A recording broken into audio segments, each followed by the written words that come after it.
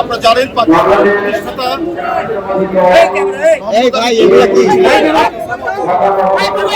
আপনার মোবাইলটা একটু নিচে লন। একটি অনুষ্ঠানে উর্দু পাকিস্তান আমাদের এদেশের ছাত্ররা খুশি প্রতিবাদ করেছিল। তারা বুঝতে পেরেছে এই বক্তব্যের মধ্যে দিয়ে আমাদের ভাষার অধিকার, বাংলা ভাষার অধিকার হরণ করা হচ্ছে।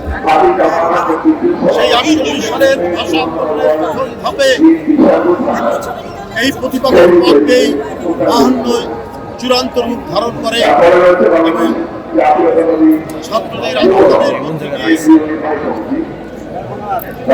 ভাষা আন্দোলন একটি পর্যায়ে এসে বাংলা ভাষা রাষ্ট্রভাষা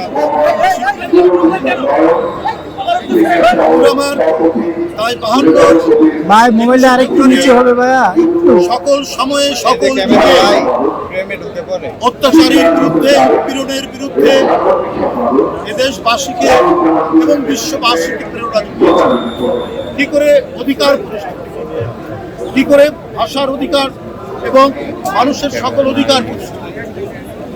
তাই আজও 21শে ফেব্রুয়ারি আমাদের কাছে এক সুমহান প্রেরণার উৎসস্থল। এদেশবাসী 21শে ফেব্রুয়ারিকে যেমন একদিকে দুঃখের দিন মনে করে, অন্যদিকে প্রেরণা এবং গৌরবের দিন মনে করে।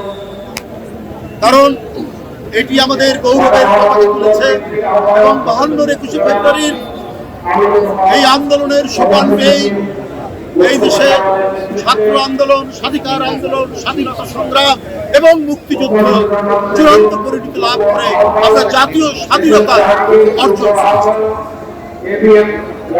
আমি তাই বলেছি, যুগে যুগে 21শে ফেব্রুয়ারি আমাদেরকে প্রেরণা দিয়েছে, আমাদেরকে উদ্বুদ্ধ করেছে, আমাদেরকে ফ্যাসিবাদের বিরুদ্ধে লড়াইয়ে রাস্তায় দাঁড়াতে সাহস জুগিয়েছে। আমরা এই পথ ধরেই 90-এর অর্জন আমরা তৈরি করেছি। এরশাদের মতো একজন ভিন্ন স্বৈর শাসকের পতন ঘটানো হয়েছে এবং এরই পথ ধরেই এক ভয়ঙ্কর মেসেজ শেখ হাসিনা যে 17 বছর জনগণের কাঁধের উপর ভয়ঙ্কর অত্যাচার করে রাষ্ট্র ক্ষমতা করেছিলেন, সেই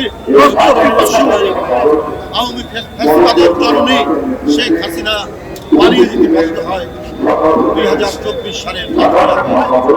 সুতরাং